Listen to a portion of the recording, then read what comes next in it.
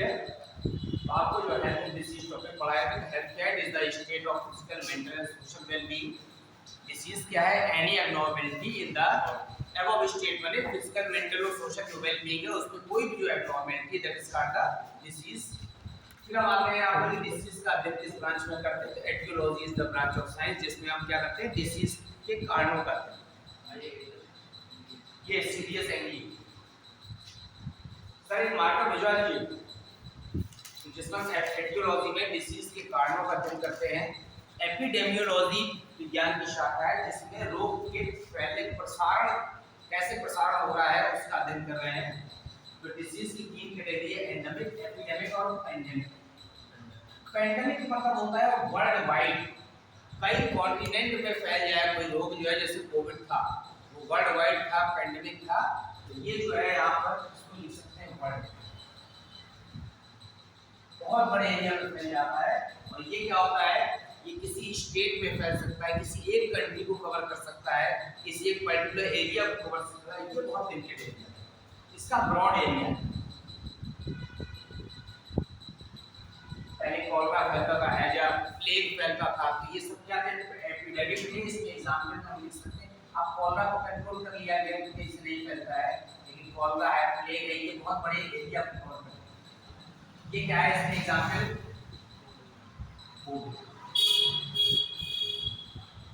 ठीक है। और ये एंडेमिक में आप क्या एग्जाम्पल लिख सकते हैं? ये ना ग्वाइटर जो होता है वो क्या है? एंडेमिक डिसीज है, पर्टिकुलर एरिया में, एक छोटे से एरिया में इसको बना दीजिए। तीन कैटेगरी है, एंडेमिक, एपिडेमिक और पेंडेमिक।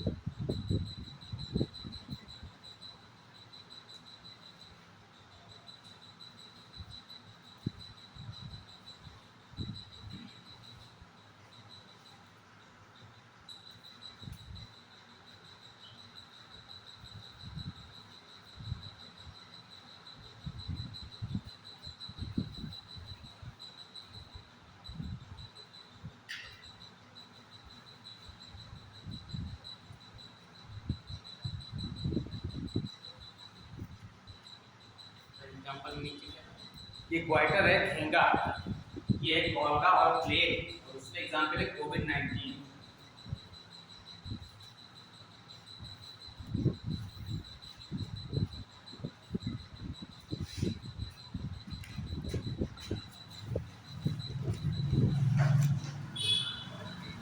अब हम डिसीज का क्लासिफिकेशन पढ़ते हैं। मुख्य रूप से डिसीज को दो कैटेगरी में बांटा गया है। नॉन कम्युनिकेबल माने असंक्रामक, जो एक व्यक्ति से दूसरे व्यक्ति तक किसी भी कारणों से नहीं फैलती, जैसे खींगा है, ना ही छूने से फैलेगा, ना एयर से फैलेगा, ना दूषित जल से फैलेगा। इसके अलावा मान लीजिए आपका विटामिन डेफिशिएंसी है, किसी को रतौंधी है, तो हमारे साथ बैठने से आपको नहीं हो जाएगी, ठीक है। तो जितनी विटामिन की डेफिशिएंसी है वो सब भी क्या होती हैं? असंक्रामक होती है। संक्रामक में आपको पता है जीवाणु जनित रोग है, विषाणु जनित, कवक जनित रोग। तो हम यहाँ डिसीज को अगर फिर से क्लासिफाई कर दें तो डिसीज दो प्रकार की, एक है यहाँ पर नॉन कम्युनिकेबल,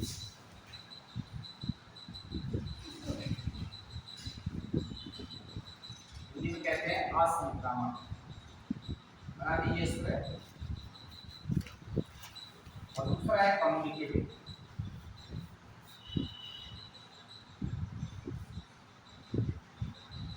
कम्युनिकेबल को कहते हैं संक्रामक, छुआछूत से जो फैलती हैं दैट इज कॉल्ड कम्युनिकेबल, और जो नहीं फैलती हैं वो नॉन कम्युनिकेबल।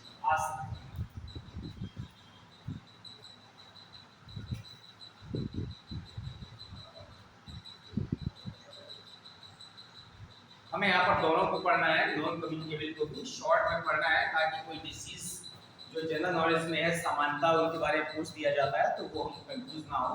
तो तो हम पहले कैटेगरी में किसमें आते हैं, नॉन कम्युनिकेबल। जो नॉन कम्युनिकेबल है असंक्रामक, वो छुआछूत से नहीं फैलती है। तो जो नॉन कम्युनिकेबल डिसीजेस उसमें दो तीन कैटेगरी हो सकती है। सबसे इंपॉर्टेंट कैटेगरी कौन सी है यहाँ पर, अपूर्णता रोग। अपूर्णता रोग का विटामिन की डेफिशिएंसी से जो रोग होते हैं उसे अपूर्णता रोग कहते हैं। उसमें यहाँ पर अपूर्णता रोग में विटामिन डेफिशिएंसी या विटामिन की कमी से होने वाले। तो विटामिन डेफिशिएंसी आप इसे लिख सकते हैं।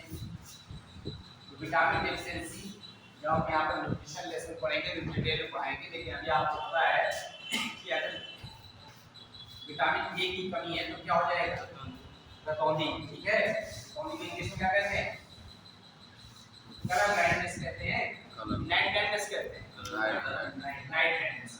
रतौंधी रात से मतलब रतौंधी नाइट। ठीक है, फिर विटामिन बी कॉम्प्लेक्स, बी में बहुत सारे हैं।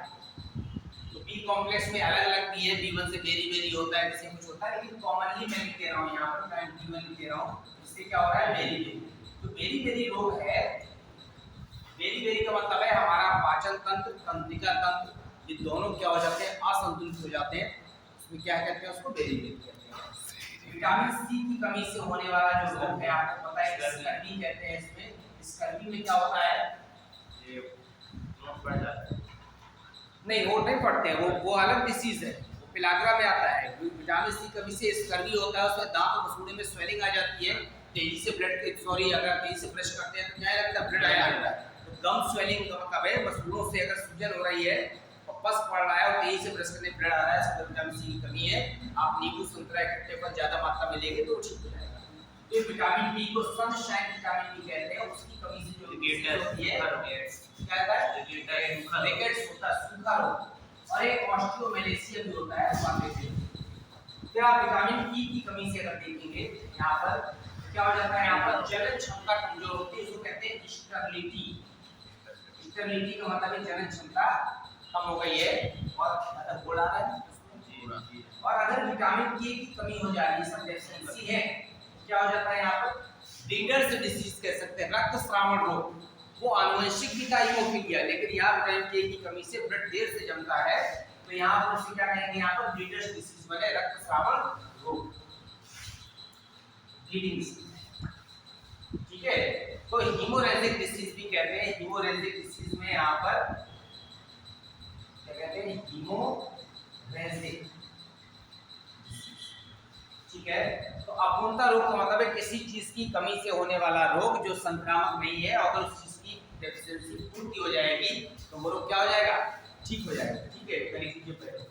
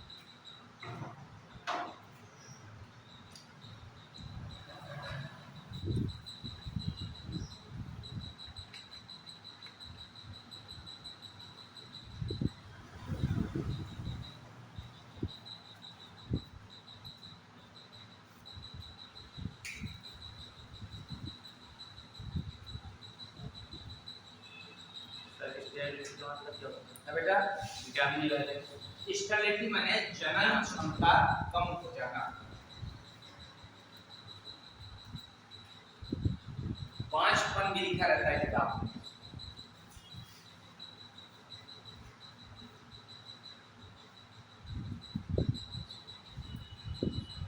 अब दूसरी कैटेगरी है यहाँ पर हार्मोनल डिसऑर्डर।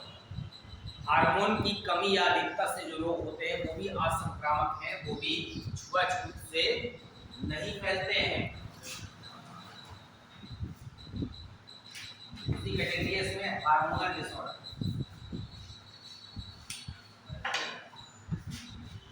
ये विटामिन की बात है बेटा,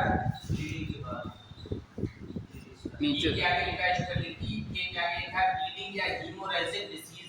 आपसे इसे लिख दीजिए, चोट लगने पर रक्त का ना जमना, ठीक है, या देर से जमना, बेटा चोट लगने पे देर से जमना या देर से जमता है विटामिन के की कमी से। अगर ऐसा नहीं विटामिन के नहीं है तो बात अलग है, लेकिन देर से जमता है तो लिख देते हैं कि रक्त का ना जमना है ना, या लिख सकते हैं देर से जमना, दोनों एक चीज है। अगर बिल्कुल नहीं जम रहा है मतलब विटामिन के होने के बाद भी अगर आपको क्या है हीमोफीलिया है तो फिर बिल्कुल नहीं जमेगा, चाहे थोड़ा सा देर से। हार्मोनल डिसऑर्डर क्या होता है, हार्मोन आपने सबने नाम सुना है कि हार्मोन की कमी या अधिकता दोनों के कारण डिसऑर्डर कह देते हैं सीधे से। तो हार्मोनल डिसऑर्डर में सबसे इंपॉर्टेंट आपने नाम सुना है क्वार्टिनिंगा, ठीक है, आयोडीन की कमी से होता है कि कौन से हार्मोन की कमी से, थायरॉक्सिन हार्मोन की कमी से। तो यहाँ पर ग्वाइटर ग्वाइटर क्या कहते हैं, झींगा कहते हैं, इसी कमी से है ये थायरॉक्सिन हार्मोन की कमी से।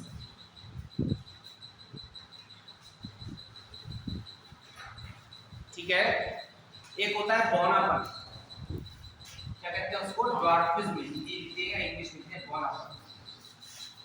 ये हार्मोन होता है कौन सा, ग्रोथ हार्मोन, वृद्धि हार्मोन, उसकी कमी से, वृद्धि हार्मोन की कमी से।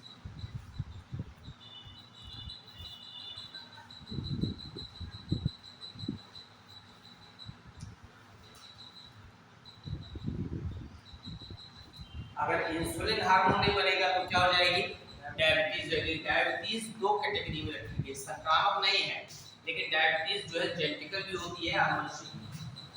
मधुमेह, इंसुलिन हार्मोन,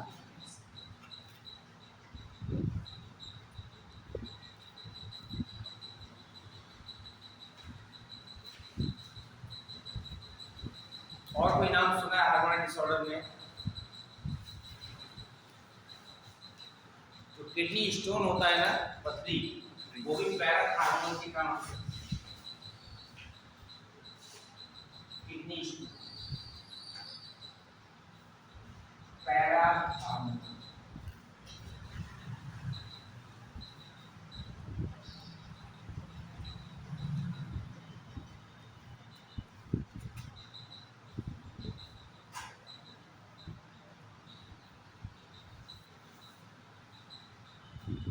सामान्य जो डिसऑर्डर थे यहाँ पर वो हार्मोनल डिसऑर्डर हो गए।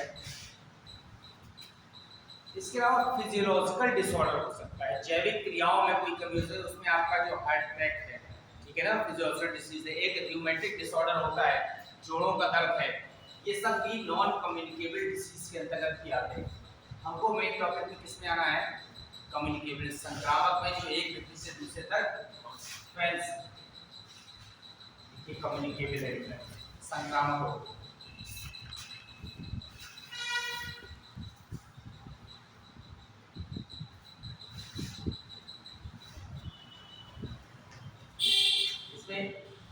अगर आपको लिखना है तो लिख सकते हैं, एक व्यक्ति से दूसरे व्यक्ति तक विभिन्न वाहकों द्वारा फैलने वाले हैं, बोलिए कितना सबको पता है, जरूरत है लिखने की। अब कम्युनिकेबल में क्या है, इसके बहुत सारे एजेंट्स, जैसे यहाँ पर बैक्टीरिया, जीवाणु जनित रोग जो होते हैं उसको कहते हैं बैक्टीरियल डिसीजेस, जीवाणु, ठीक है। अगर यहाँ पर वायरस से हो रहे हैं तो कहते हैं वायरल डिसीजेस, अगर समझ लीजिए तो लिखिएगा। अगर प्रोटोजोआ से हो रहा है, ठीक है, तो प्रोटोजोन डिसीज।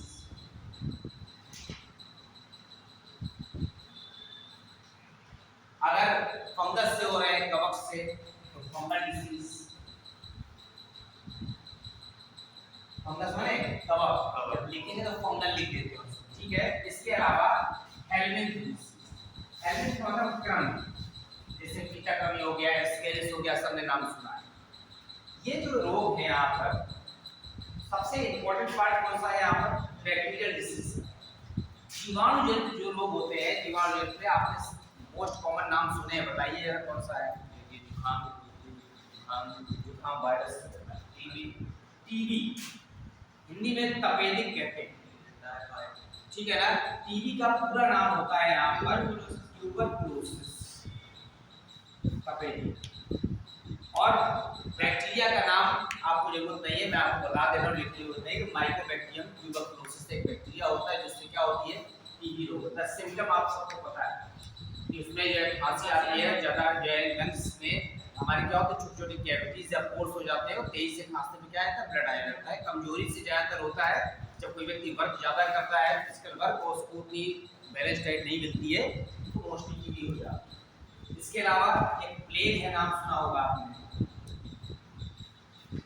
प्लेग जो है चूहों से फैलता है, होता बैक्टीरिया से, ठीक है ना, लेकिन चूहों से फैलता है और चूहे जो है बहुत तेजी से मरने लगते हैं क्योंकि चूहे के शरीर में पिस्सू होता है, रैट फ्ली, तो उस पर बैक्टीरिया अटैक करता है तो रैट फ्ली मरता है। पिस्सू, जब पिस्सू मरता है तो इन्फेक्शन होता है चूहे पर, तो चूहा मरने लगते हैं, तो समझ जाते हैं क्या फैल रहा है, प्लेग फैल रहा है। पहले जमाने में महामारी था, बहुत तेजी से इससे क्या होती थी, डेथ होती थी।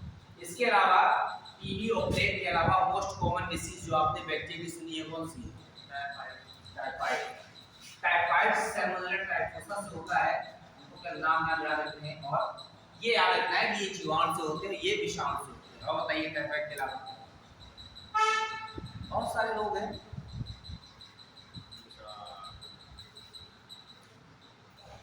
एक डिप्थीरिया है,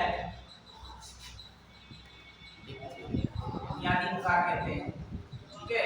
एक पर्टुसिस है, काली खांसी, फोटो खांसी नाम सुना है, लगातार आधे घंटे तक खांसी आती है, वो पर्टुसिस है, ठीक है। एक टिटनेस है, टिटनेस नाम सुना है आपने, टिटनेस इन्फेक्टेड लोहे से या घोड़े की लीड में अगर कोई चीज पड़ी होती है उससे ज्यादातर बैक्टीरिया से इन्फेक्शन हो जाता है।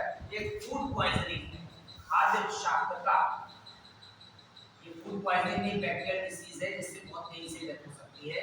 तो टीबी है, प्लेग है, टाइफाइड है, डिप्थीरिया है, पर्टुसिस है, टिटनेस है, फूड पॉइजनिंग है। इसके अलावा जो सिफिलिस,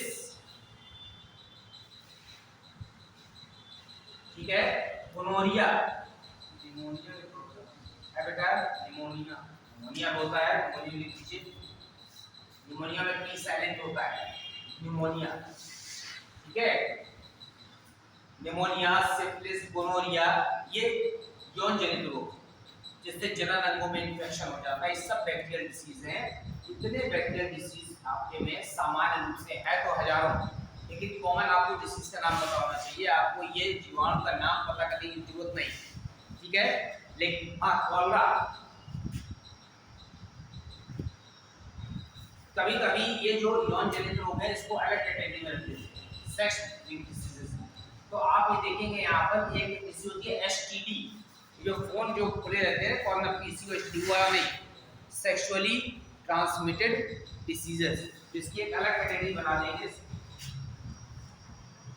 है बैक्टीरियल। लेकिन ये क्या है यहाँ पर एसटीडी, सेक्सुअली ट्रांसमिटेड डिसीज में कुछ बैक्टीरियल डिसीज भी आती है, कुछ क्या आती है, वायरस भी आती है, जैसे एचआईवी है, वो भी यौन जनित रोग में है, जबकि एचआईवी किससे होता है, वायरस से होता है, इसमें कोई बैक्टीरिया नहीं है, वायरस भी।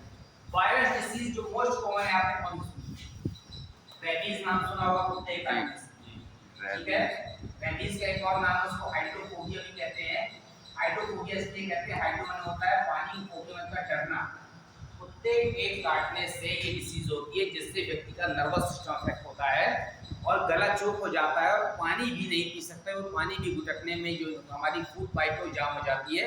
इसीलिए कहते हैं कुत्ते पानी देख के डर लग रहा है, डर नहीं रहा है, पानी अंदर ही नहीं जा रहा है, इसलिए बहुत कष्ट हो रहा है पानी पीने में, इसके नाम रखा गया हाइड्रोफोबिया। फोबिया वाली डरना, हाइड्रो में वायरस। रेबीज हो गया, रेबीज के अलावा और इन्फ्लुएंजा नाम सुना है आपने, मम्स सुना है, दंसुआ मम्स है, इन्फ्लुएंजा है, जुकाम, ठीक है, कॉमन कोल्ड है, ठीक, और डेंगू नहीं, ठीक है, डेंगू डिसीज है, लेकिन अगर हम इंसेक्ट के द्वारा देखेंगे तो वाहक के द्वारा आ जाएगा। तो डेंगू भी है, चिकनगुनिया भी है, इसमें डेंगू और चिकनगुनिया दोनों वायरल डिसीज हैं, लेकिन अगर हम वाहक पढ़ने लगेंगे तो उसको बताएंगे। तो डेंगू किससे फैलता है, मच्छर से, फैलने की बात किससे, पोलियो, मलेरिया, मलेरिया भी इसमें नहीं है, प्रोटोजोन्स, ठीक है। इसके अलावा आपने क्या सुना है, मेजल्स, नहीं, सेक्टिक प्रोटोजोन डिसीज में आता है, ठीक है। खसरा हो गया, खसरा के कई फॉर्म है, स्मॉल पॉक्स, छोटी चेचक है, बड़ी चेचक है, सब क्या है यहाँ पर। सबसे पहले वैक्सीन जो बनाई थी स्मॉल पॉक्स की, वैक्सीन जानते क्या होता है? वैक्सीन ही बता दीजिए। वैक्सीन होती है किसी भी रोग से बदले में जो औषधि दी जाती है उससे बचने के लिए, that's called the vaccine. Edward Jenner ने सबसे पहले वैक्सीनेशन प्रोसेस बनाई थी। वैक्सीन किसका बनाया था? Small pox. इसके अलावा बहुत सारी वैक्सीन बाद में बनाई गई। प्रोटोजोआ डिसीज में एक तो है मलेरिया। कौन सी है? मलेरिया। मलेरिया होता है किससे? प्रोटोजोआ से। इस प्रोटोजोआ से एक प्लाज्मोडियम नाम का प्रोटोजोआ होता है और फैलता किससे? मादा एनाफिलिस मच्छर से। मच्छर से नहीं होता, मच्छर से फैलता। आप पहले दो लिख दो, जगह हो जाए बैक्टीरियल वायरस। कॉमन डिसीज है, नाम पता है आप।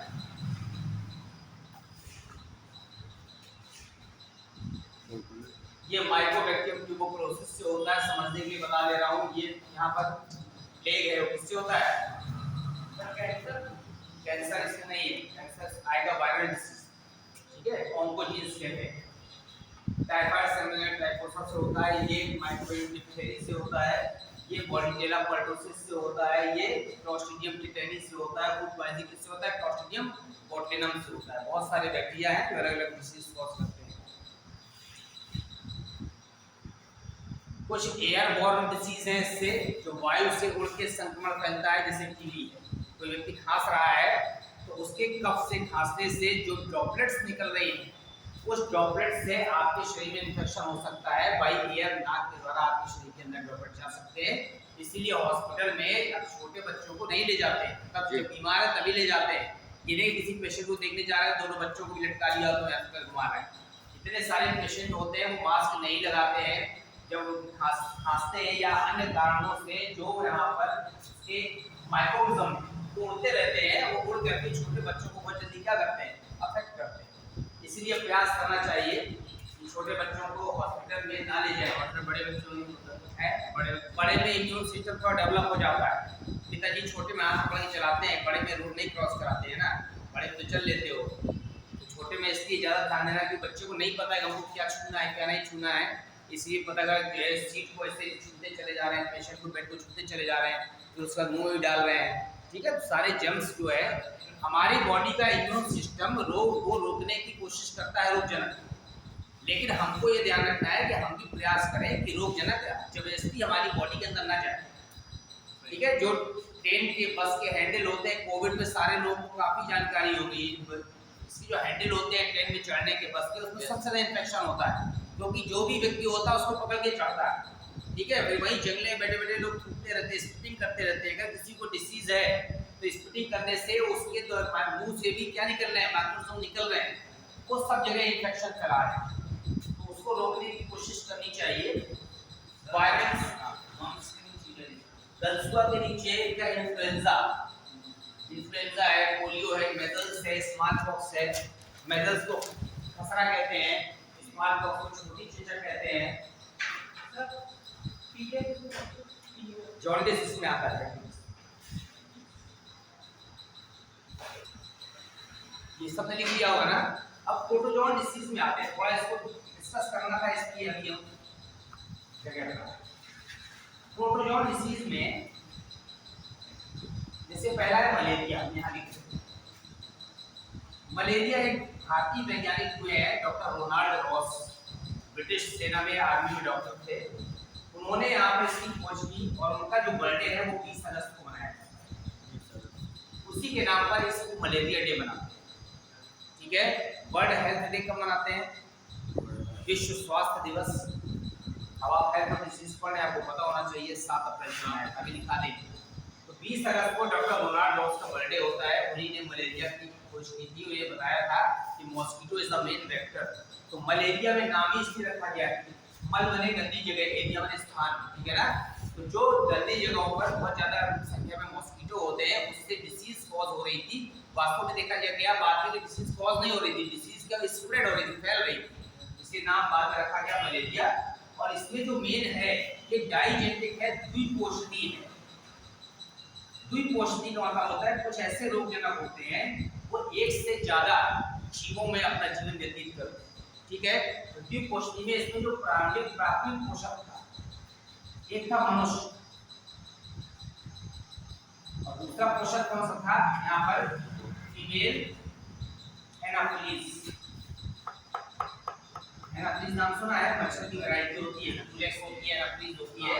तो एनाफिलीज वो भी कौन सा, मादा, ये मादा का सिंबल। अब मादा एनाफिलीज ही क्यों लिखा है, नर क्यों लिखा है, क्योंकि नर के माउथ पार्ट्स होते हैं वो उसके अंदर स्किन के अंदर छेद नहीं कर पाते। जो पियर्सिंग ऑर्गन होता है उसका वो मेल में नहीं होता, क्योंकि किसमें होता है, फीमेल। इसलिए जो मेल मॉस्किटो होते हैं वो कभी काट नहीं पाते, वो हमेशा फूलों के रस पर अपनी लाइफ व्यतीत करते हैं। जो फीमेल मॉस्किटो होता है वही हमारी स्किन में क्या कर सकता है, पियर्स कर सकता, छेद कर सकता है। उसकी जो हाइपोफेरिंक्स होती है, पतली सी निडल होती है, वो इतनी पतली होती है कि जो हमारा इंजेक्शन होता है ना, वो जब लगता है तो आपको पेन होता है, ठीक है, लेकिन वो इतनी पतली उसकी निडल होती है मॉस्किटो की कि वो जब स्किन को पियर्स करती है तो आपको पता नहीं चलता। और कभी कभी हल्का सा जो है क्या होता है, आभास होता है, लेकिन अक्सर वो ब्लड जब पी चुका होता है तब पता चलता है कि उसकी हाइपोफेरिंक्स कहाँ गई है, अंदर। तो ये मनुष्य हो गया, एक क्वेश्चन ये क्या हो गया, एनाफिलीज।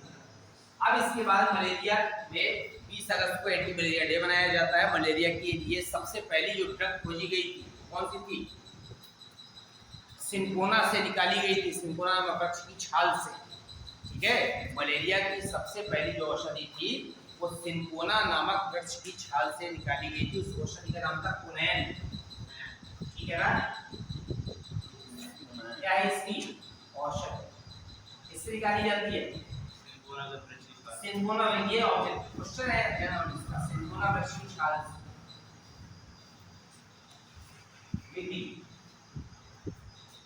प्रोटोजोन डिसीज में मलेरिया है, 20 अगस्त को मलेरिया डे मनाते हैं। इसलिए नहीं कि खुश हो जाओ मलेरिया हुआ है, मलेरिया से किस प्रकार से बचा जा सकता है उससे बचने के लिए डे मनाया जाता है। चाहे यहाँ पर पोलियो डे हो, चाहे यहाँ पर कुछ भी हो, डे जो मनाते हैं इसलिए मनाते हैं। HIV का भी मनाते हैं 1 दिसंबर को, ताकि लोग उससे बचने के प्रयास कर सके, जागरूक हो सके कि हमको कैसे बचना है। और मलेरिया से बचने का सबसे अच्छा तरीका आपको पता है कि मॉस्किटो नेट लगाते हैं ताकि मच्छर हमारे शरीर तक ना पहुंच सके, यही एक तरीका है।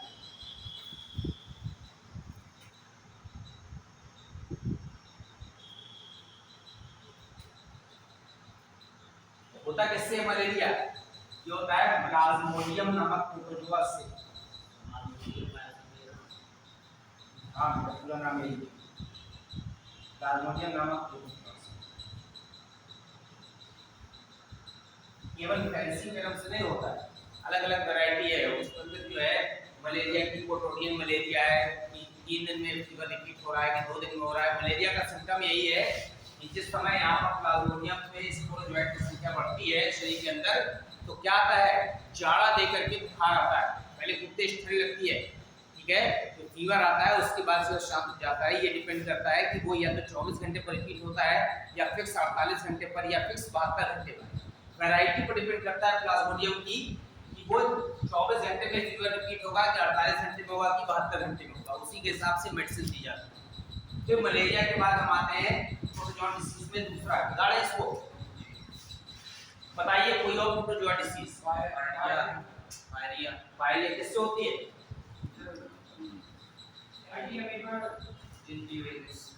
एंट अमीबा से। पहले हम रोग का नाम लिखते हैं, क्या है यहाँ पर, फायरिया। फायरिया में क्या होता है, दांतों से इसमें आने लगती है, दांतों में जो है सड़न होने लगती है, उसको फायरिया कहते हैं। और ऐसा माना जाता है कि ये एंट अमीबा, आप हिंदी में लिख सकते हैं, एंट अमीबा जिंजीवालिस से होता है। ये एक कोषधीय होता है, इसका जीवन चक्र एक ही कोषक में पूर्ण हो जाता है, ठीक है। फिर इसके बाद एक और प्रोटोजोआ डिसीज है, कौन सी, पेचिश, अमीबी पेचिश, अमीबी पेचिश। ये भी एंट अमीबा, ये भी एंट अमीबा की वैरायटी है। अमीबा होता है स्वजीवी, शरीर के बाहर जीवन व्यतीत करता है, और ये होते हैं क्या, परजीवी। ये शरीर के अंदर इन्फेक्शन फैलाते हैं, इसे नाम एंट अमीबा का दिया गया है। एंट अमीबा हिस्टोलिटिका, ये अमीबी पेचिश उत्पन्न करता है।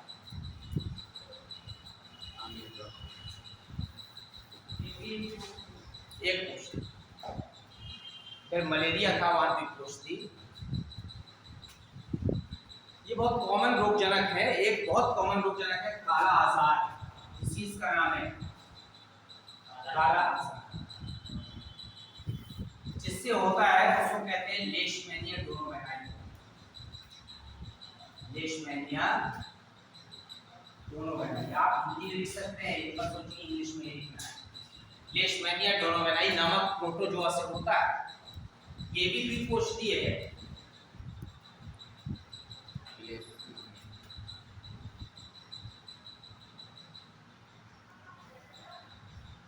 द्विकोष्ठीय है। एक तो है यहाँ पर मनुष्य प्राथमिक, वो जो है मनुष्य प्राथमिक कौन है, मनुष्य। और जो द्वितीयक पोषक होता है उसको वाहक भी कहते हैं। मतलब इससे ये रोग क्या हो रहा है, स्प्रेड हो रहा है, फैल रहा है। जैसे मलेरिया किससे फैल रहा है, मादा एनाफिलिस। तो जो वाहक है इसमें वो सैंड फ्लाई, बालू मक्खी।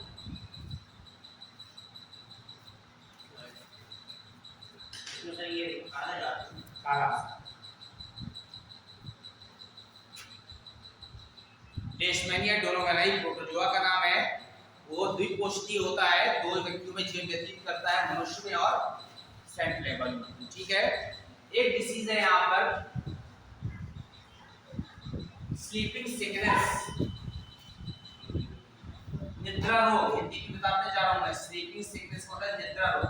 इसमें व्यक्ति को इतनी कमजोरी आ जाती है कि वो बिस्तर से उठ नहीं पाता और लेटे लेटे उसकी क्या हो जाती है, मृत्यु हो जाती है। किससे होता है, ये प्रोटोजोआ है, उसे कहते हैं ट्रिपैनोसोमा गैम्बियंसिस। ट्रिपैनोसोमा गैम्बियंसिस,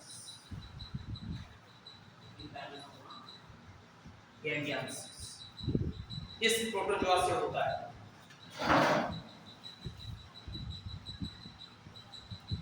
ये भी द्विकोष्ठीय है।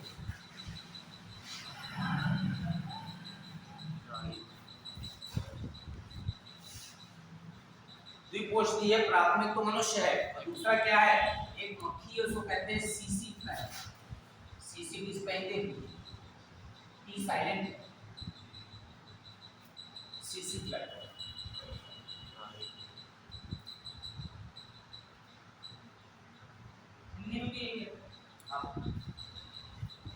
आप देखिए प्रोटोजोआ डिसीज में मलेरिया हो गया आपका, ठीक है, अमीबी पेचिश हो गया, पायरिया हो गया, निद्रा रोग हो गया, और कौन सा हो गया, काला आजार हो गया, एक चगास डिसीज ये हो जाए, आपको नाम के नहीं है इतने आप समझ। अब हम आते हैं किसमें, फंगल डिसीज। केवल 2-4 डिसीज है फंगल डिसीज, लेकिन हाईली डेंजरस डिसीज है। हो जाती है तो फिर जल्दी ठीक नहीं होती। खास तौर से ये जो मौसम है ना, अभी और कुछ दिन बाद आएगा, जो चिपचिपी गर्मी पड़ती है, जिस समय आपका कूलर काम नहीं करता है, उस समय बॉडी में हर समय मॉइस्चर बना रहता है। और खास तौर से हमारे जो है अंडर आर्म्स में, यहाँ पर हो गया, पैरों के पास हो गया, जहाँ पर हवा पूरी तरह से क्रॉस नहीं करती, वेंटिलेशन कम है, उस जगह पर फंगल डिसीज ज़्यादा अटैक करती है।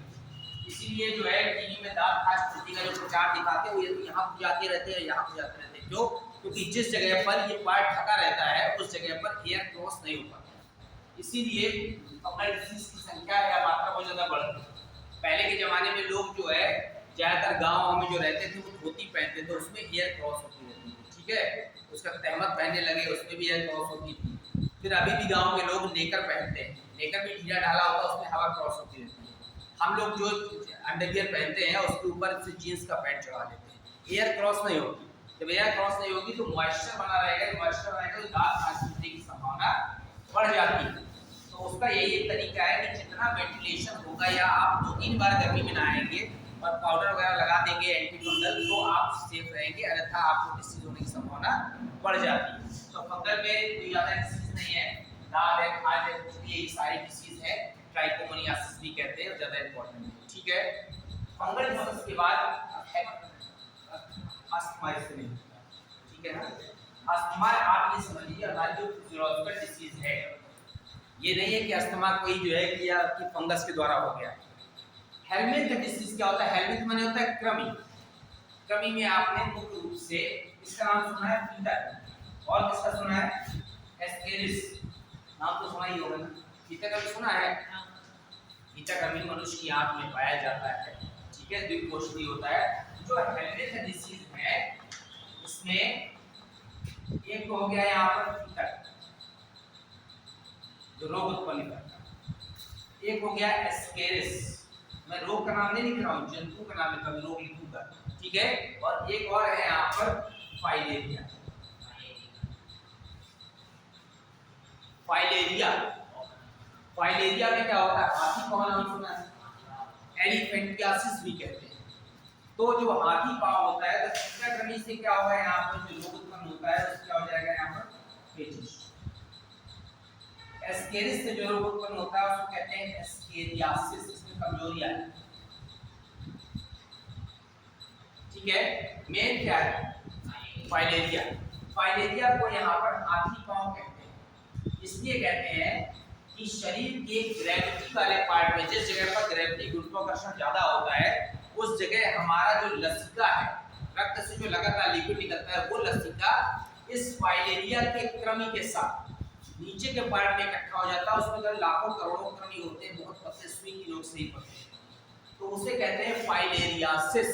और फाइलेरियासिस को ही कहते हैं हाथी पाँव, और इंग्लिश में क्या कहते हैं? एलिफेंटियासिस। ये जीवाणु नहीं है, ये कृमि है, उसको कहते हैं बुचीरेरिया बैंक्रॉफ्टाई द्वारा। ये लिखा हुआ है यहाँ पर, बुचीरेरिया बैंक्रॉफ्टाई नामक कृमि से। अब ये भी द्विकोष्ठीय है, इसमें बाहर कौन है? क्यूलेक्स मच्छर है ना। क्यूलेक्स मच्छर इसका वाहक है। अगर मच्छरों से आप बचाव कर लेंगे तो इस रोग का संक्रमण रुक जाएगा, अर्थात रोग का संक्रमण होता है। लिख लीजिए सर, एसटीडी का फुल फॉर्म क्या होता है? अभी लिख लीजिए। सर, हाथी पाँव से होता क्या है? हाथी पाँव में जो लसिका है, हमारे रक्त से लिक्विड निकल रहा है, ऊतक द्रव्य है, उसी का एक पार्ट लसिका। लसिका सूर्य क्या कह रहे हो? होता क्या है? पैर इतना बड़ा हो जाएगा तुम्हारा हाथी पाँव, चल पाओगे, उठा पाओगे पैर, ज्यादातर पैर में ही होता है।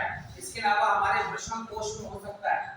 जब इतना भारी एरिया हो जाएगा तो आप चल नहीं पाएंगे, तो उसका ऑपरेट होता है, ऑपरेट करके निकाल देंगे लिक्विड और जर्म्स, यहाँ पे जर्म्स को कल कृमि।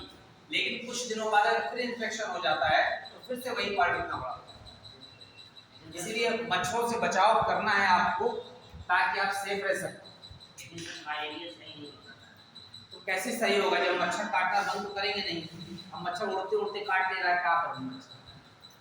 ये फाइलेरिया दिवस तो ना आया था, फाइलेरिया ये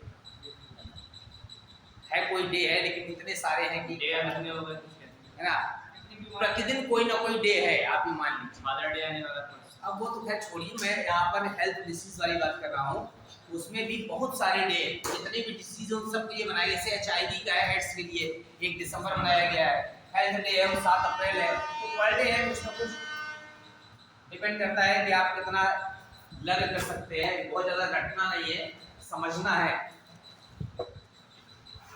कीटाक्रमी एस्केरिस फाइलेरिया, ठीक है, आगे बढ़े। हेलमिंथ के बाद हम आते हैं एसटीडी। एसटीडी में जीवाणु जनित रोग भी है, विषाणु जनित की एक अलग से कैटेगरी बना दी गई एसटीडी। एसटीडी का पूरा फॉर्म होता है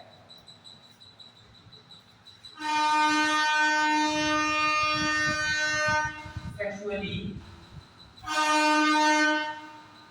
ट्रांसमिटेड डिसीजेस।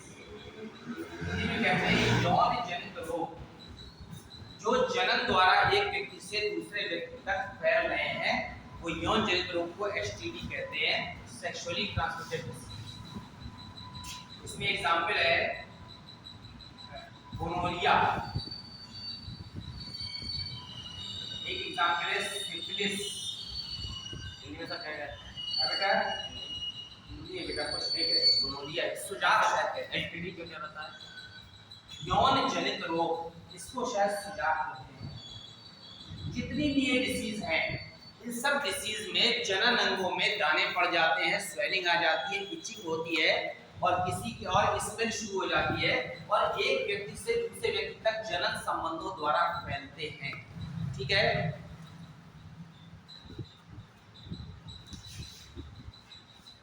गोनोरिया हो गया, सिफिलिस हो गया।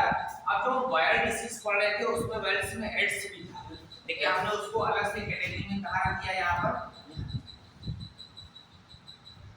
गोनोरिया है, सिफिलिस है, एड्स है, सब यौन जनित रोग। हमको इसमें थोड़ा सा डिटेल इसके बारे में पढ़ लेना है, एड्स के बारे में पढ़ लेना है, क्योंकि यहाँ पर हाईली डेंजरस डिसीज है, बहुत ज़्यादा जो है केस होते हैं और काफ़ी कैजुअलिटी भी होती है। एड्स जो है इसका पूरा नाम आपको सबसे पहले पता होना चाहिए, रोडेमल सिंड्रोम, एक्वायर्ड। अब देखिए सिंड्रोम आपको कल बताया, आप ये समझ लीजिए कि it is not a disease, और ये कोई रोग नहीं है। एक्वायर्ड इम्यूनोडेफिशिएंसी, आप अगर अर्थ समझते जाइए, एक्वायर्ड माने उपार्जित, कोई चीज हमने क्या किया है, अर्जित की है। इम्यूनो माने प्रतिरोधक क्षमता, डेफिशिएंसी माने वो कमी हो गई उसकी प्रतिरोधक क्षमता, ठीक है ना। तो acquired immunodeficiency syndrome, not a disease. ऐसे लक्षण जिसमें शरीर की प्रतिरोधक क्षमता समाप्त हो जाती है, that is called AIDS. AIDS कोई रोग नहीं जिससे डेथ हो जाए। अगर आपको एड्स हो गया है, मतलब प्रतिरोधक क्षमता खत्म हो गई है, तो अगर आपको जुकाम भी हो जाएगा तो ठीक नहीं होगा, खांसी आएगी तो ठीक नहीं होगी, और लगातार उससे आपकी दिक्कत बढ़ती जाएगी, एट लास्ट हो जाएगी, डेथ हो जाएगी। तो एड्स कोई डिसीज नहीं है जिससे लोग डेथ हो जाए। एड्स के बाद प्रतिरोधक क्षमता समाप्त होने के बाद जो भी रोग हो जाएगा वो ठीक नहीं होगा। अब इसका जो रोगजनक है पैथोजन, एड्स का खोजा किसने था? एड्स खोज करता कौन है? पैथोजन करता है। अमेरिकी साइंटिस्ट हैं इसके, रॉबर्ट गैलो, क्या नाम है? रॉबर्ट गैलो एंड लक मॉन्टेनिया।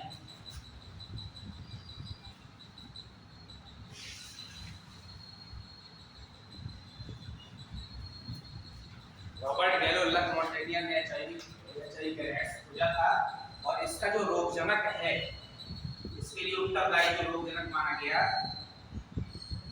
उसको नाम दिया एचआईवी, ह्यूमन इम्यूनो, इसमें टी साइलेंट है, deficiency virus.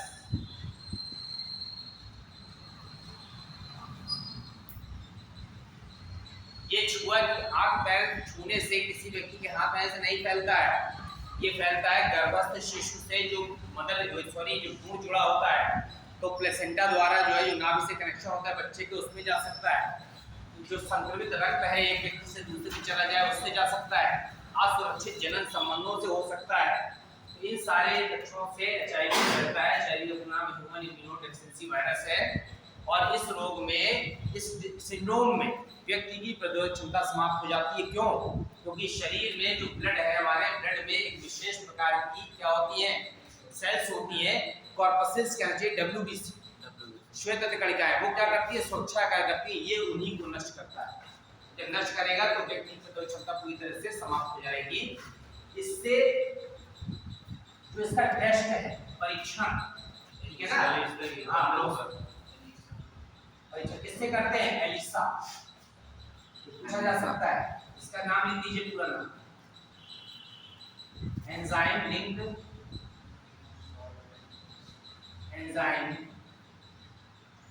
Linked immuno sorbent ऐसे किट। ये एलिसा परीक्षण होता है जिससे एचआईवी की पहचान की जाती है, और ये सारे हॉस्पिटलों में फ्री होता है, सरकारी हॉस्पिटल। आप कोई जांच अपनी कराने जाएंगे तो उसमें साथ साथ एचआईवी टेस्ट भी हो जाता है।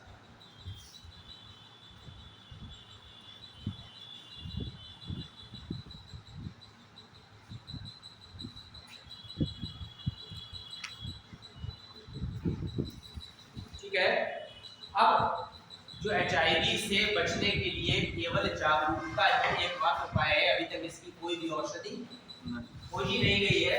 काफी औषधियों पर काम चल रहा है, लेकिन कोई भी 100% परफेक्ट नहीं है। अगर प्राइमरी स्टेज में पता चले इसमें एड्स को पूरी तरह से डेवलप होने में 8 से 10 साल लग जाता है। तो जब शुरुआत में एड्स होता है तो पता नहीं चलता है। लक्षण क्या होता है? भूख धीरे धीरे कम होने लगती है, वजन कम होने लगता है, लगातार इरिटेशन बढ़ने लगता है, किसी काम को करने में मन नहीं लगता है, ऐसा मत सोचो कम मत पढ़ने में किसी का नहीं लगता है, कोई है, ठीक है। लेकिन इसके साथ साथ और लक्षण है, लगातार बुखार आने लगेगा, वो बुखार दवाइयों से भी उतरेगा नहीं। तो उसका मतलब है अगर 2-3 महीने ऐसा हो रहा है तो फिर आपको HIV टेस्ट कराना चाहिए। अगर करा लेते हैं तो प्राइमरी स्टेज में HIV को रोका जा सकता है। ठीक देखिए, उसकी जो ग्रोथ है, स्टेज है, उसको स्लो कर दिया जा सकता है। तो जो डिसीज जो है 4-5 साल में अपीयर हो रही है, हो सकता है वो 10-15 साल में, ठीक है, तब तक हो सकता है कोई औषधि खोज दी जाए। वैसे एक औषधि है AZT, एजाइडोथाइमिडीन। इसका जो परीक्षण है वो काफी हद तक इसको क्या करने में, कम करने में जरूरी है। एजाइडोथाइमिडीन ये मेडिसिन है, 100% इफेक्टिव मेडिसिन नहीं बनी।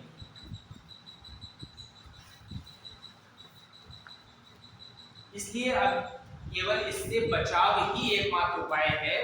इससे बचने के लिए जो है हमें असुरक्षित जनन संबंधों से बचना चाहिए। ब्लड किसी व्यक्ति का लेना है तो उसका टेस्ट कराया जाना चाहिए, ठीक है, होता भी है हॉस्पिटलों में। और इससे क्या होता है, 1 दिसंबर गवर्नमेंट क्या मनाती है, वर्ल्ड एड्स डे। काहे के लिए? खुश होने के लिए? कितने सारे लोग एड्स हो गया है, हाँ, इससे बचाव के लिए, जागरूकता के लिए। जागरूकता ये एकमात्र उपाय है ताकि बाकी लोग जो संतुलित नहीं है वो इससे बच सके। HIV का बहुत बड़ा कारण इंडिया में जो है, जो हम लोग जो हमारे नाई है ना, वो भी बहुत बड़े कारण है, क्योंकि वो उसी रेजर से, उसी पुरानी ब्लेड से, उसी से घिस करके जो है सबकी बना देते हैं गाड़ी। और अगर कहीं भी कट लग गया या जो है तो फिर ब्लड का जैसे टचमेंट हो जाता है, और दूसरे व्यक्ति को भी अगर उसी ब्लेड से, पानी से धोने से कुछ नहीं, उसी ब्लेड को पानी से धो के अगर दूसरे को कर दिया तो HIV का वायरस जाना ही जाना है। होगा, तभी तो मैं कह रहा हूँ। तो तुम्हें पता है क्या पूरे विश्व में 3 से 4 करोड़ लोग तो इंडिया में है, ठीक है, विश्व में नहीं, इंडिया में 3 से 4 करोड़ लोग। वो भी तो कहीं कहीं गाड़ी बनाए जाते होंगे ना, जाते होंगे। तो जो है अब आपने सोचा बहुत बुद्धिमानी की कि हम जो है उससे कह देंगे कि नहीं नहीं तुम ब्लेड बदल दो। रेजर में भी टच हो गया है अगर वो, तो भी आपके बॉडी को अगर कहीं ब्लड का टचमेंट पाया जा रहा है तो इन्फेक्शन हो सकता है। ऐसा नहीं कि हो ही जाएगा, लेकिन एक बहुत बड़ा कारण ये भी है कि उतनी सफाई नहीं रखी जाती है। लेकिन संभव भी नहीं है कि हर जगह आप बचाव करें, प्रयास करना चाहिए कि हम बचाव कर सकें। 1 दिसंबर को वर्ल्ड एड्स डे मनाते हैं, ये एड्स के बारे में। अब इसके अलावा वाहकों से जो लोग होते हैं उसमें डेंगू भी, ठीक है, होता तो किससे है,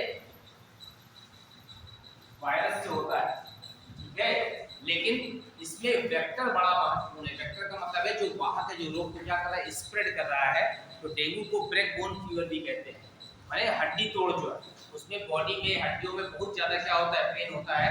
तो वो भी यहाँ पर डेंगू हो गया और चिकनगुनिया, ये दोनों वायरल डिसीज हैं और दोनों ही किससे होते हैं, मच्छरों के द्वारा फैलते होते नहीं है, होते तो वायरस से हैं, लेकिन फैलते किससे हैं, मच्छरों से। इस तरह से डिसीज के बारे में आप देख सकते हैं। लास्ट में एक चीज और आप ऐड कर लीजिए, वर्ल्ड हेल्थ डे कब मनाते हैं, 7 अप्रैल, वर्ल्ड हेल्थ।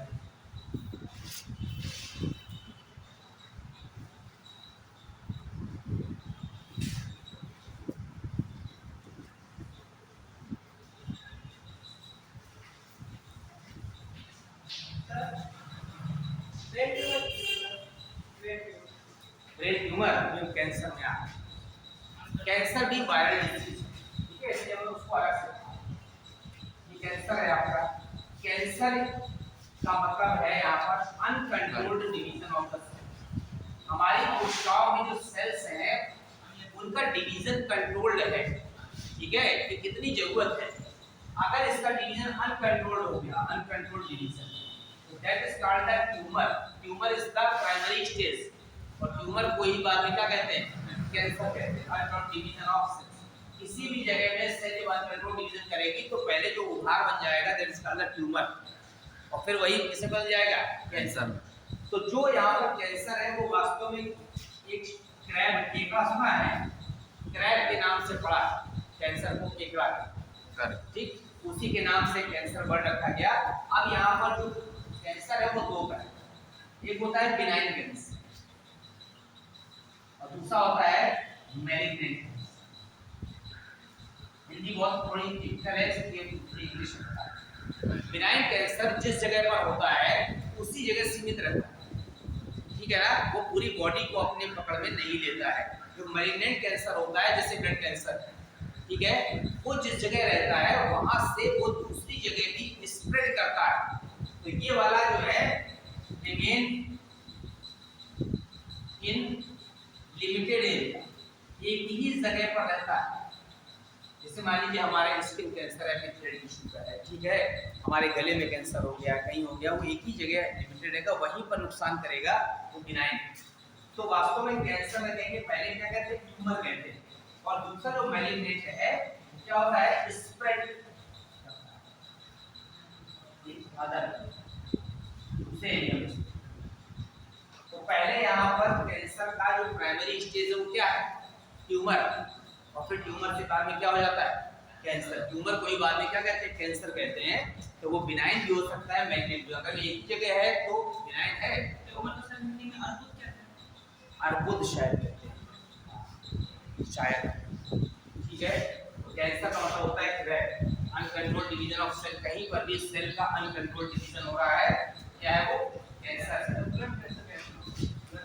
कैसे होता है, अगर आपकी डब्ल्यूबीसी हो गया तो ब्लड कैंसर है, हमारी डब्ल्यूबीसी प्रतिरोधक क्षमता का काम खत्म कर देंगी, मल्टीप्लाई करना जो हमारे डब्ल्यूबीसी का पार्ट है वो रुक जाएगा और अनकंट्रोल्ड डिवीजन शुरू हो जाएगा, ठीक है, जो मेन फंक्शन है वो रुक जाएगा। ब्लड कैंसर क्रैब क्या लिखा है? कैंसर को मतलब क्रैब होता है, केकड़ा। कर्क रोग, कैंसर शब्द जो आया है वो क्रैब से आया है। कर्क रोग भी कहते हैं, हैं, कर्क रोग। हाँ कर्क रोग कहते हैं। तो बिनाइन भी हो सकता है, मैलिग्नेंट भी हो सकता है। अगर एक निश्चित एरिया में है तो बिनाइन है, और अगर कई जगह फैल रहा है तो मैलिग्नेंट।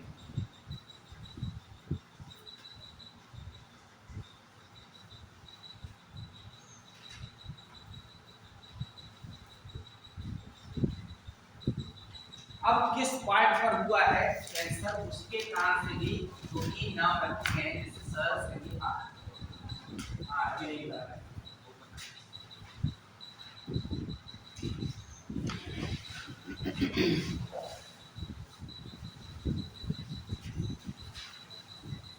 संक्रामक कौन सा भाग है on the basis of affected part, कौन सा पार्ट अफेक्टेड है उसके आधार पर यहाँ पर एक हो सकता है epithelial cancer. Epithelial cancer,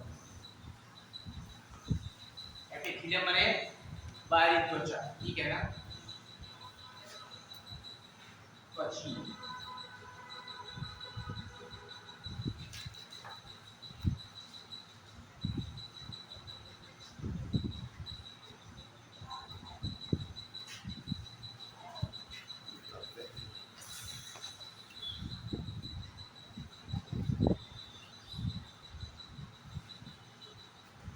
carcinoma connective tissue में कहीं हो रहा है, हमारे संयोजी ऊतक में कार्सिनोमा हो गया।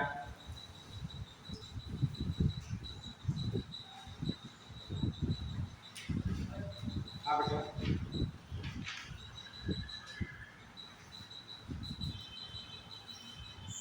ये सेल का अनकंट्रोल्ड डिवीजन क्या होता है? अनकंट्रोल्ड डिवीजन, जब उसका डिवीजन जो कंट्रोल्ड निश्चित नियंत्रण है वो अगर क्या हो जाता है, अनियंत्रित हो जाता है, तो उसे कहते हैं अनकंट्रोल्ड डिवीजन। उसके कारण से कैंसर हो सकता है। कार्सिनोमा सर क्या होता है? ये कनेक्टिव टिश्यू ये जो अनकंट्रोल्ड डिवीजन है तो होने का चलता है, है बेटा। होने का चलता है। मैंने बताया था आपको कि इसका रीजन है कि हम हानिकारक जो रेस है अल्फा बीटा गामा उसके कारण भी ऐसा हो सकता है, ठीक है, विकिरण के द्वारा भी हो सकता है। इसके अलावा जो हमारे खाद्य पदार्थ जो हम खा रहे हैं उससे बहुत ज्यादा इंसेक्टिसाइड्स का यूज किया जा रहा है, खेतों में कीड़ों से बचाने के लिए कीटनाशक का जो यूज कर रहे हैं वो कीटनाशक भी हमारी बॉडी के अंदर जा रहे हैं, वो भी एक रीजन हो सकता है, ठीक है। कोई एक फिक्स रीजन नहीं कि कैंसर का यही एक रीजन, किसी भी कारण से हो सकता है बेटा। तंबाकू बहुत बड़ा रीजन है, ठीक है ना, और हमारे खासतौर से बुंदेलखंड में बहुत ज्यादा मात्रा में चबा चबा के खाई जाती है, लोग बताते हैं कि नहीं वो हम क्या है खैनी खाते हैं वो कम नुकसान करती है, ठीक है। एक और लिख दीजिए इसमें, एक सार्कोमा लिख दीजिए।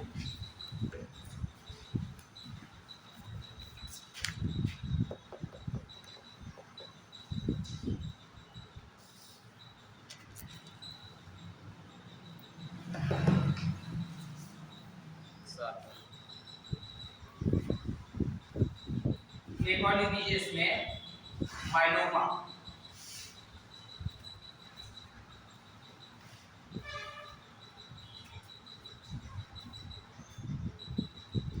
सार्कोमा में लिख दीजिए मसल कैंसर, मसल कैंसर मांसपेशियों।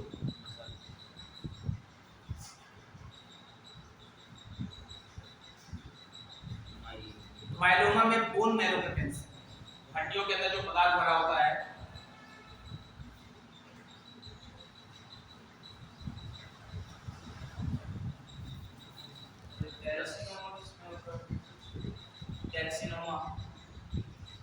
कार्सिनोमा, कार्सिनोमा एपिथेलियल जो त्वचा कैंसर है उसी का एक पार्ट है।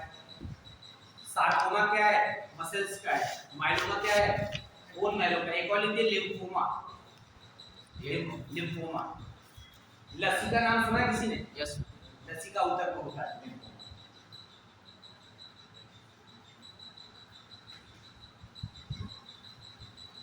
और एक सबसे इंपॉर्टेंट है ल्यूकीमिया, ब्लड कैंसर।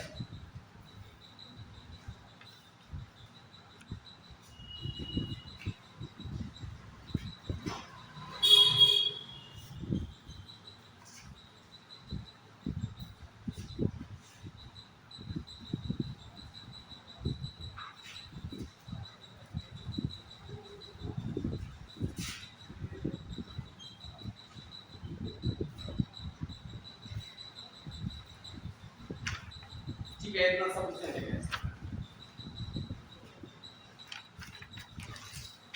सर इसकी दवा बनी है कोई? हाँ क्यों नहीं है। सबसे पहले तो इसका परीक्षण पता होना चाहिए, कैंसर कैसे करते हैं बताइए, कैंसर का पता कैसे लगाते हैं? पीलिया किसमें आता है? समझाने से पीलिया। खाने से स्किन पे होता है सब नहीं, पता कैसे लगाते हैं कैंसर, डिटेक्ट कैसे करते हैं? है वो तो इसका इलाज है।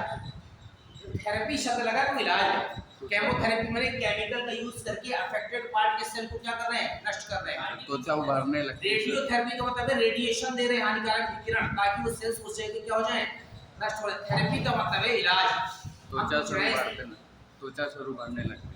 नहीं वो तो पहचान कैसे करते हैं, हम क्या करें, डॉक्टर कैसे कहता है कि अगर आपको कैंसर हो गया है तो डॉक्टर उसकी पहचान कैसे करता है, आपको ये बताना है।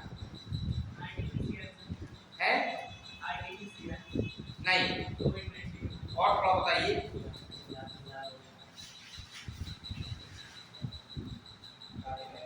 बताइए कैंसर की पहचान कैसे कर सकते हैं, क्या आपको यह पता लगे कि कैंसर हो रहा है तो कैसे हम उसकी पहचान कर सकते हैं कैंसर हो रहा है?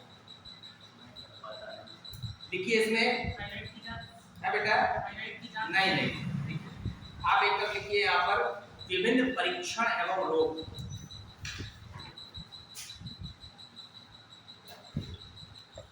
विभिन्न परीक्षण एवं रोग।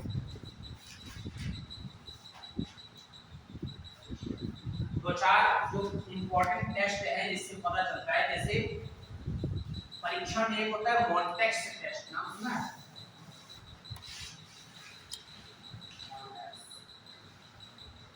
इससे पता लगाते हैं टीबी का, टीबी का।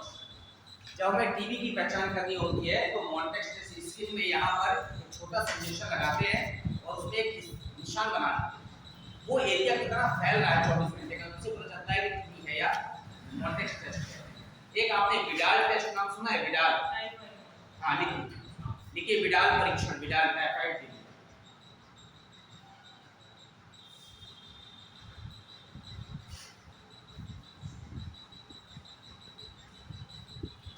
फिर लिख दीजिए एलिसा।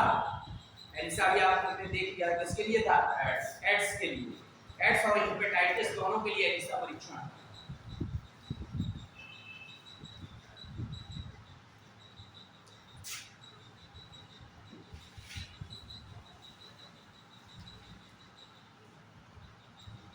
पैप स्मीयर टेस्ट यहाँ पर इसके लिए कैंसर के लिए पैप स्मीयर गर्भाशय का जो कैंसर होता है उसको पता लगा सकते हैं।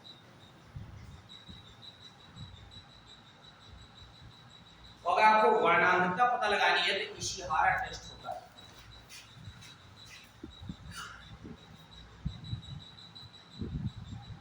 क्या के लिए है? वर्णांधता कलर गाइडेंस।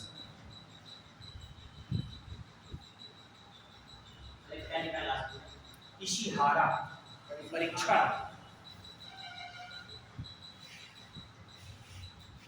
ये होता है स्नेलिन टेस्ट। दृष्टि के लिए विजन आपका कैसा है, एक्यूरेट विजन है कि नहीं, जब आप मेडिकल टेस्ट कराने जाते हैं तो देखिए कि आप से काम कर रही है या नहीं कर रही। ये सब डायग्नोस करने के परीक्षण बहुत सारे जो आपकी बता दिया।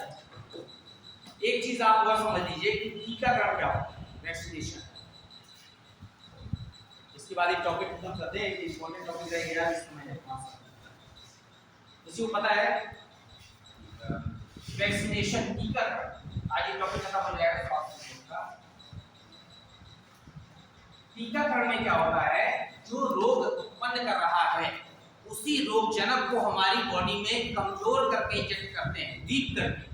सपोज करिए कि पोलियो हो रहा है तो जो पोलियो वायरल डिसीज है, पोलियो के वायरस को ही इनएक्टिव करके शरीर में प्रविष्ट कराते हैं। उससे क्या होता है कि हमारा शरीर में जो WBC है वो तुरंत प्रतिरक्षा करती है रोगों से। लेकिन जो हेल्दी वायरस या हेल्दी बैक्टीरिया शरीर के अंदर जाते हैं तो जब तक हमारी WBC प्रिपेयर होती है उससे लड़ने के लिए तब तक रोग हो जाता है। तो सपोज करिए कि पोलियो का वायरस 70 डिग्री पर डेड हो जाता है तो उसको 65 डिग्री तक गर्म कर दिया तो क्या हो गया, अधमरा जिसे कहते हैं। फिर उसको बॉडी के अंदर इंजेक्ट कर दिया तो जो भी बाह्य पदार्थ शरीर के अंदर इंटर करता है उसको एंटीजन कहते हैं। एंटीजन से लड़ने के लिए हमारा बॉडी में जो WBC या प्रतिरक्षा तंत्र है वो क्या बनाता है, एंटीबॉडी। एंटीजन से लड़ने क्या बनाएगा, एंटीबॉडी। अब चूंकि वो रोग जनक इतने कमजोर हो गए हैं कि वो तुरंत रोग उत्पन्न नहीं कर पा रहे, तब तक हमारी WBC एंटीबॉडी बना लेगी और उस रोग से लड़ने की क्षमता विकसित हो जाएगी। भविष्य में अगर कोई हेल्दी वायरस भी बॉडी के अंदर आता है तो उससे लड़ने के लिए पहले से क्या बन चुके हैं, एंटीबॉडी बन चुके हैं। That process is called the vaccination and टीकाकरण। इसने खोजा था, एडवर्ड जेनर ने ये प्रोसेस खोजी थी। इसमें क्या करते हैं, रोगजनक को निष्क्रिय करके शरीर के अंदर, मरते नहीं रोगजनक, निष्क्रिय लिख दीजिए। रोगजनक को निष्क्रिय, वैक्सीनेशन में लिखना है, रोगजनक को निष्क्रिय करके शरीर में प्रविष्ट कराने की विधि।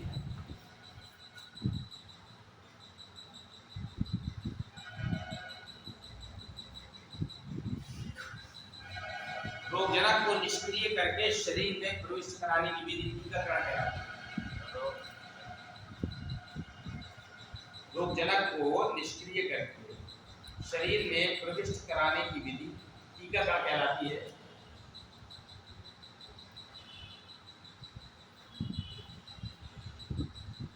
जिसकी खोज एडवर्ड जेनर ने काहे बनाई थी, स्मॉल पॉक्स की वैक्सीन बनाई।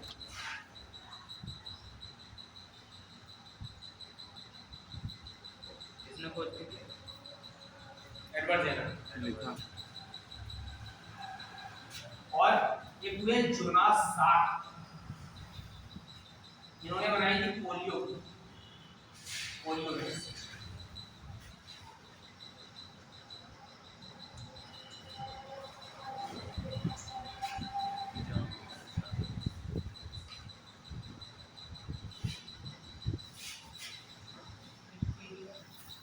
एक वैक्सीन बचपन में लगाई जाती है DPT। ये ट्रिपल वैक्सीन है 3 रोगों से लड़ने के लिए, डिप्थीरिया, माइटोसिस मैंने काली खांसी या कोको खांसी, टिटनेस।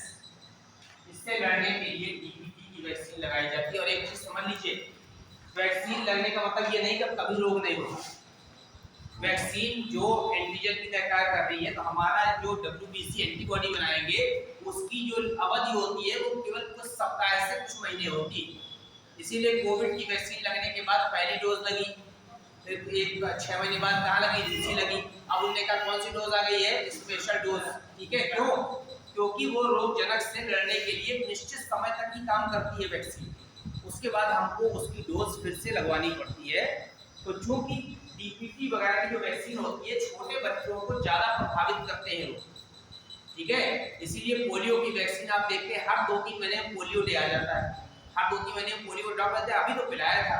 हमारे देश में इतने अशिक्षित लोग हैं कि वो हाथ पैर जोड़ते हैं, घर आकर के बेड बजा के कुंडी बहन जी लगवा लीजिए, कोई छोटा बच्चा है घर से कोई निकलता नहीं है ना। बहुत से ऐसे लोग होते हैं नहीं वैक्सीन नहीं पिलाएंगे, पता नहीं क्या पिला जाओगे। तो वो गवर्नमेंट पूरा प्रयास कर रही है कि वैक्सीनेशन के द्वारा हमारे देश में जितने भी लोग हैं बच्चे वो क्या रहें, स्वस्थ रहें। कभी कभी नुकसान होता है, क्यों होता है आपको पता है? जैसे कभी कभी कोई केस आता है कि 2-4 साल में एक आध बार किसी बच्चों को जैसे डॉग पिलाया पोलियो, उसको पोलियो हो गया। उसका रीजन ये जितनी भी वैक्सीन है ये सब बहुत लो टेम्परेचर पर रखी है। जो वायरस है, बैक्टीरिया है, जो भी रोगजनक है उसको हमेशा 0 डिग्री पर या उससे नीचे के टेम्परेचर पर रखते हैं। वहाँ से जो है सबसे संयुक्त राष्ट्र संघ में वहाँ से वैक्सीन बनी, अगर इंडिया में नहीं बनी तो जिनेवा में यूनेस्को में बनती है। वहाँ से फ्लाइट से आती है दिल्ली, दिल्ली से वहाँ से आती है लखनऊ, लखनऊ से आती है हेडक्वार्टर मंडल मुख्यालय मान लीजिए बांदा। अब बांदा में जो है प्राइमरी के मास्टरों खासतौर से बेसिक के टीचरों को बता दिए कि बेटा संडे को पोलियो वैक्सीन लगाएं तुम लोगों को। अब मास्टर छल्ला गया, मतलब पूरा 6 दिन पढ़ाया और संडे में लीव लिया, ठीक, वही तो डिब्बा पकड़ा दिया वाला, ठीक, और फिर वैक्सीन रखी, चिल्ड वैक्सीन दी जाती है। अब वो वैक्सीन लेकर चले आकर के बैठ गए छल्ला करके कहीं पट्टियों में रख दिया उसको, ठीक। अब जैसे देखा कि कोई आ रहा है वैसे निकालिए पैसे, वहाँ से चला आ रहा है, थैली बली जब तक वो आया पास में, जब तक उसको पिलाई और पिलाने के बाद वापस नहीं रखी डब्बे में, अरे मैं दूसरा आ रहा हूँ बगल में रखनी पड़ती, उसका टेम्परेचर धीमे धीमे धीमे धीमे बढ़ गया। जैसे टेम्परेचर बढ़ के नॉर्मल आता है तो वो जो वायरस जो इनएक्टिव हुआ था वो एक्टिव हो गया, ठीक है। बहुत ज़्यादा एक्टिव नहीं होगा, लेकिन वो अगर एक्टिव हो गया नॉर्मल टेम्परेचर पर और फिर आपने किसी बच्चे को पिला दिया, ठीक, तो तुरंत उसको डिसीज हो जाएगी, क्योंकि छोटे बच्चे की प्रतिरोधक क्षमता कम होती है। तो इसीलिए उसको चिल्ड कंडीशन में ही रखना सरकार बहुत प्रयास करती है, लेकिन लोगों की लापरवाही के कारण केस हो जाते हैं। बहुत से लोग होते हैं कि जैसे वो वैक्सीन जो पेड होती है तो पैसे ही मिलती है, जैसे हेपेटाइटिस की है, तो कहते हैं अरे बाना में तो डॉक्टर 400 की दे रहा है, कानपुर में 250 की मिलती है। मैंने देखा ऐसे कई लोग चले जाते हैं बस से कानपुर किसी काम से और लौटते समय जेब में डाल, दिन भर बस में धूप में धक्का खाते चले आ रहे हैं, पड़ी है वैक्सीन। अब उनको नहीं पता है कि वो वैक्सीन नॉर्मल टेम्परेचर में आकर के बेकार होगी। अब आप अपने बच्चों को लगवाएंगे तो नुकसान ही करेगी। तो इसीलिए वैक्सीनेशन हमेशा हॉस्पिटलों में ही कराना चाहिए, और जहाँ पर कोल्ड स्टोरेज की व्यवस्था होती है, जैसे जो बड़े बड़े हॉस्पिटल होते हैं प्राइवेट, वहाँ भी होती है। छोटी मोटी जगह वैक्सीन नहीं लगवानी चाहिए, क्योंकि उनके पास प्रॉपर हैंडलिंग नहीं होती और वो उठा के बस आपको लगा देते हो, उससे क्या हो जाते हैं, केस हो जाते हैं। ऐसा बहुत कम होता है रेयर, लेकिन जो कभी कभी केस हो जाते हैं वो यही रीजन है। तो आपने देखा यहाँ पर DPT, इसके लिए एक और लिख दीजिए BCG वैक्सीन। इसका पूरा नाम है बेसिलस कॉमेट वेरिएंट, टीबी के लिए होती है, बेसिलस कॉमेट वेरिएंट। इसके लिए केवल टीबी, और ये ट्रिपल वैक्सीन है, 3 की डोज है।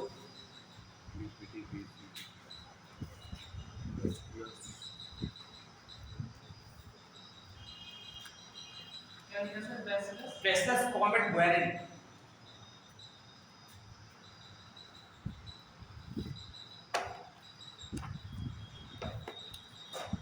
हेल्थ एंड डिसीज में ये टॉपिक है, अक्सर इसी से क्वेश्चन पूछे जाते हैं। अब इसके बाद आपका न्यूट्रिशन रिप्रोडक्शन वाला पार्ट रह गया है, बायोडाइवर्सिटी रह गया।